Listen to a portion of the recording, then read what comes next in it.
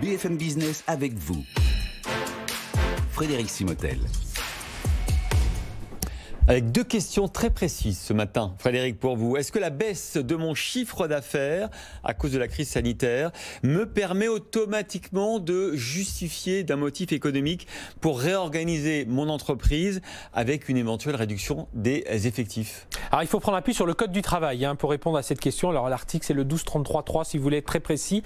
Un motif économique justifie une réorganisation et d'éventuels licenciements, mais tout ça est très codifié. Une baisse significative de commandes ou du chiffre d'affaires est constituée dès lors que la durée de cette baisse est en comparaison avec la même période de l'année précédente au moins égale. Alors écoutez bien, c'est un trimestre pour une entreprise de moins de 11 salariés, donc un trimestre de perte suffit à pouvoir justifier ce motif économique. 2 trimestres consécutifs pour l'entreprise d'au moins 11 salariés et de moins de 50 salariés. 3 trimestres consécutifs pour l'entreprise d'au moins 50 salariés et de moins de 300 salariés. Et si vous avez 4 trimestres consécutifs de perte pour une entreprise de 300 salariés et plus. Donc il faudrait, selon tous les experts que nous avons consultés, il faudrait cependant préférer des accords de performance collective dont on vous a déjà parlé ou des plans de départ volontaires plutôt que de songer à des licenciements pour motifs économiques. Voilà, la négociation dans les entreprises offre des possibilités importantes pour préserver les emplois.